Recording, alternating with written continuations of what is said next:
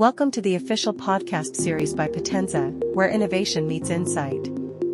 In this series, we dive deep into the world of SAP, explore the power of robotic process automation, and unlock the true potential of data analytics. Whether you're a tech enthusiast, a business leader, or just curious about the digital transformation shaping our world, you're in the right place. Tune in, stay curious, and let's explore the future of enterprise technology together. Don't forget to subscribe and follow us on YouTube for more powerful insights. Now, let's get into today's episode. Welcome back to the deep dive. So if you're running a business today, you're probably drowning in information, right? Cool, absolutely. We're talking customer chats, supply chain movements, countless financial transactions, just oceans of data. Yeah, it's everywhere. But here's the paradox, isn't it?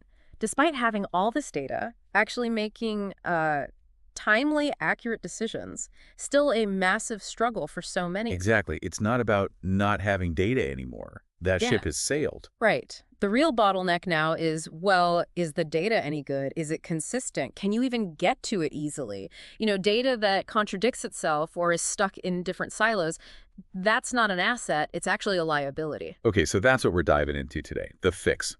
How integrating master data management, MDM, with advanced data analytics can take these messy, disconnected silos and turn them into something powerful. A single strategic engine driving smarter, faster business moves. Yeah, let's break it down. We have to start with the basics, I think. So, MDM, what is it? Fundamentally, it's the discipline, the practice of creating and maintaining one single, reliable, accurate version of your really critical data. Like customers' products. Exactly. Customers' products, suppliers, maybe locations. Think of it like creating the official digital fingerprint for the key things your company interacts with. So that's the whole golden record idea I keep hearing about. That's it. So instead of, say, John Smith's address being slightly different in billing than in the CRM, maybe again in the marketing tool. Right. 3 different versions, all causing confusion. Precisely. MDM builds that one central definitive source. Then every system that needs John Smith's details, it pulls from that single trusted record. Okay, got it. So everyone's singing from the same hymn sheet data-wise. Yes. Sales looks up a customer, warehouse ships a product, finance calculates value. Yeah. They're all using the exact same information. No arguments. All right.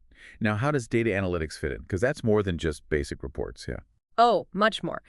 Analytics is about applying specific techniques to really dig into that data and pull out conclusions you can act on. Business intelligence, essentially. And I guess that's where the MDM part becomes absolutely critical. Non-negotiable, because analytics covers a whole spectrum. You've got descriptive analytics that's looking back, what happened, and diagnostic, why did it happen? Okay, backward-looking stuff. Relatively straightforward, yes. But the real game changer is looking forward. That's the predictive and prescriptive stuff. Exactly. Predictive analytics asks what will happen. And the ultimate goal, prescriptive analytics, is what should we actually do about it? Now, think about building a model to predict, say, supply chain failures or optimal pricing. Right. You need data that isn't just sort of okay, it needs to be rock solid, consistently accurate. These advanced models, they just fall apart if you feed them messy, inconsistent data. Okay, so it's not just a nice-to-have connection. It's fundamental. Like, the quality of the MDM foundation directly limits how sophisticated your analytics can be. It's totally symbiotic, but definitely dependent. Analytics is only ever as good as the data it gets. Right. And MDM provides, well, 3 core things that really determine how valuable your insights will be. Okay, let's nail those down. What are the 3 big contributions? First up, accuracy. MDM cleans things up. It standardizes formats, gets rid of duplicates. Imagine your marketing analytics trying to measure campaign reach. But it counts the same customer twice because they use 2 different emails. Your numbers are just plain wrong. MDM fixes that noise. Okay, accuracy. Makes sense. What's number 2? Completeness. Seeing the whole picture. Think about customer data again. It's scattered, right? CRM, ERP, maybe website interactions, service calls. All over the place. Yeah. MDM is like the conductor. It pulls all those different pieces together, reconciles them, and builds that single, comprehensive customer 360 view. Without it, you're always looking at fragments. Right, seeing only part of the story. And the third one, you mentioned trust. That feels important, especially with people. It's huge. Trust. Because look, even if the data is technically perfect, if the managers, the teams, the people using it don't believe it's accurate. They don't use it. Yeah. Or they'll waste time second-guessing it. Exactly. Trust speeds everything up. If a manager sees a dashboard and they trust the underlying MDM governed data, boom, they act. If they don't trust it, hours, maybe days, wasted manually checking spreadsheets, arguing about numbers, that delay costs real money. It happens all the time when governance is weak. Which really underlines why trying to do these things separately just doesn't work. Investing in fancy analytics tools without fixing the data first. Garbage in, garbage out. Classic problem. Your expensive tool is just crunching flawed numbers, leading to bad decisions. And the flip side, building a perfect MDM system, but not connecting it to analytics to actually use that clean data. Then it just looks like a back office IT exercise. It's hard to show the business value. They have to work together in tandem. That's the only way to get real strategic impact. And when they do work together, the efficiency gains alone sound pretty impressive. I hear that stat all the time about data scientists spending most of their time just cleaning data. It's not just anecdote, it's painfully true. Study after study shows data scientists, these highly skilled, expensive people, spend up to, wait for it, 80% of their time just prepping data. 80%. That's insane. That's like 4 days a week wrestling with messy data. Yep. Cleaning, merging, standardizing, just fighting the inconsistencies. MDM directly tackles that 80%.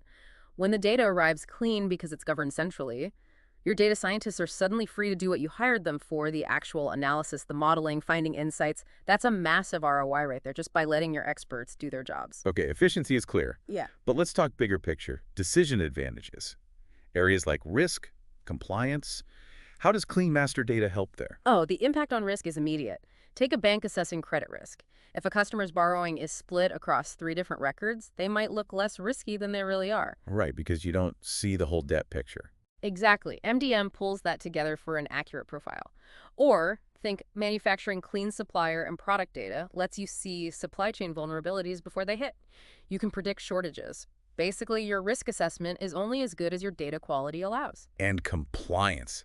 That's huge now. GDPR, CCPA, financial regs like SOX. MDM is essential for compliance. Yeah. How can you possibly comply with GDPR's right to be forgotten if you have 5 records for one person scattered everywhere? You can't guarantee you've deleted everything. Good point. MDM gives you that single record to manage. For SOX, it provides the audit trails, the proof that your financial reporting is based on consistent, trustworthy data.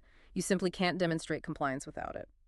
Okay, risk and compliance makes sense. What about driving revenue, that customer 360 idea again? What does that actually mean in terms of, dollars and cents? Well, first, organizations often report cutting operational costs by 20–30% just from the efficiencies. But the revenue side, yeah, it's significant. When your analytics gets clean, complete customer data from every single touch point. Sales, service, online. Everything. Everything.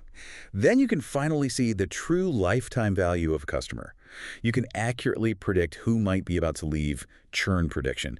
You can personalize offers much more effectively. We're talking real, measurable jumps in customer retention, how much each customer spends. It directly impacts the top line. Okay, the benefits are clear. But getting there, it's not flicking a switch. It's a major undertaking. So let's get into the reality check, the roadmap. If you're listening and thinking, okay, we need this, where do you even begin? Yeah, it's definitely a journey. You absolutely have to treat it as a strategic business program, not just some IT project. And it starts, maybe counterintuitively, by really understanding the pain you have now. So phase 1, assessment. And that's more than just mapping out data systems. Sounds like you need to build a case for change internally. Totally. You map the silos, sure, identify governance gaps, but crucially, you have to quantify the cost of the bad data you have today. Gather those war stories. Find out. How much did we lose when sales wasted time on dead leads? How much did we spend mailing stuff to duplicate addresses? Put dollar figures on the pain. That's what gets executive attention and builds the case for investment. Quantify the pain, okay? Once that's clear, phase 2 is strategy. This is where you decide what to fix first. Customer data, product data. Exactly. And that decision has to link back to your main business goals right now. If the top priority is boosting sales through better marketing, maybe you start with customer data. If it's cutting supply chain costs, maybe product or supplier data comes first. You can't fix everything at once. You prioritize the data domain that gives the biggest bang for the buck fastest. Makes sense. Then phase 3, implementation. This is where the actual building and cleaning happens. Yep. You typically pilot it.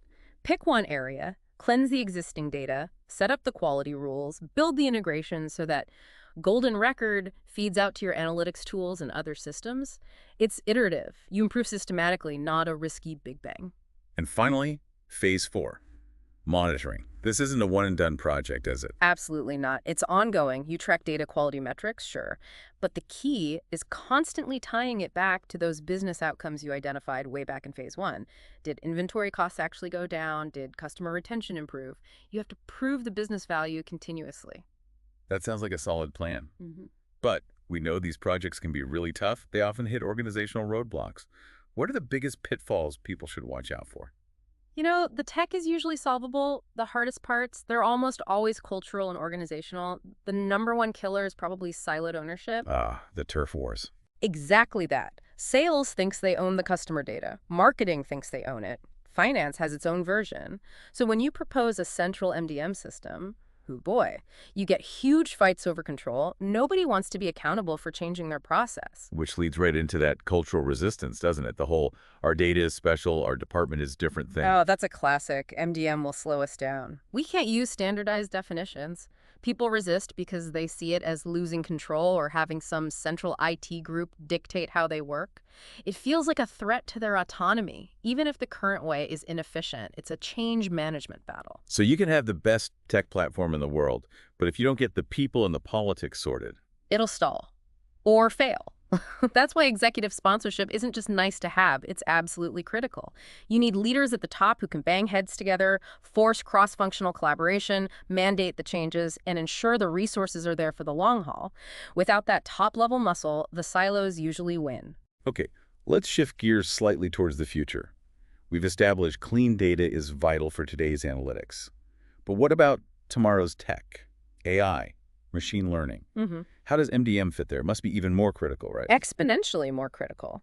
Think about how you train an AI model, say, for predicting customer churn or optimizing ad spend. It learns from historical data. Right. Your past customer interactions, purchases. Exactly. Now, if that historical master data is full of duplicates, inconsistencies, errors, what has the AI learned? It learns the wrong patterns. It builds its predictions on noise. So garbage in, garbage learned, garbage predictions out. Precisely. MDM ensures that the training data going into your AI is clean, deduplicated, consistent.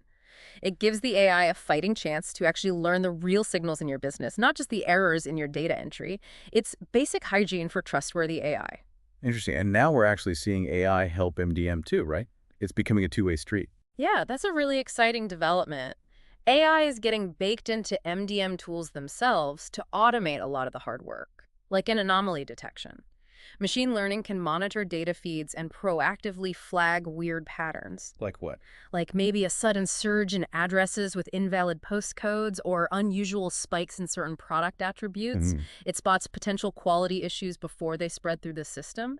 It's moving from reactive cleanup to proactive defense. Okay, that's smart. And the other big area is intelligent matching and entity resolution. You know, figuring out if John Smith at ABC Corp is the same person as Jay Smith at ABC Corporation. Which used to rely on really strict, brittle rules. Right, rules that break easily. Now AI uses probabilistic matching. It doesn't just say yes or no, it gives a confidence score. I'm 99% sure these are the same, or maybe only 55% sure. So it handles the gray areas better. Much better. And this is powerful because you can automate the high confidence matches. Let the AI handle the easy ones. That frees up your human data stewards to focus their expertise only on the tricky, ambiguous cases, the medium confidence ones, where human judgment really adds value. It makes the whole process of creating that golden record faster and more accurate. Wow, okay. So the tech is evolving fast on both sides. This has been a really insightful deep dive clarifying how crucial this integration is. To kind of wrap it up, master data management isn't just IT plumbing. It's the absolute foundation providing clean, trustworthy data. Without it, your analytics can't deliver. Right. Without MDM, analytics can't reach its potential, can't give you that competitive edge. You're essentially building your strategy on shaky ground, on quicksand. Well said. And maybe a final thought for everyone listening as you think about tackling this in your own organization. Aim for pragmatic perfection. MDM isn't really a project with a neat finish line. It's more of a continuous journey, always improving. So don't try to boil the ocean and get 100% perfect data on day one. Exactly. That's often impossible and burns huge resources. Instead, be pragmatic. Use the 80-20 rule. Find the 20% of your data quality problems that are causing 80% of the business pain. Maybe it's errors in inventory counts or duplicates, messing up sales territories. Focus your energy on fixing those first. That targeted approach delivers the fastest, most visible business value and builds momentum for the longer journey. Pragmatic perfection. That's a wrap for today's episode of the POTENZA podcast series, where we decode SAP, automate with RPA, and analyze with precision. We hope you found today's conversation insightful and inspiring. If you enjoyed the episode, make sure to like, share, and subscribe to our YouTube channel, and stay tuned for more deep dives into the technologies transforming tomorrow's enterprise. Got questions or ideas for a future episode? Drop them in the comments, we'd love to hear from you. Until next time. Thank you.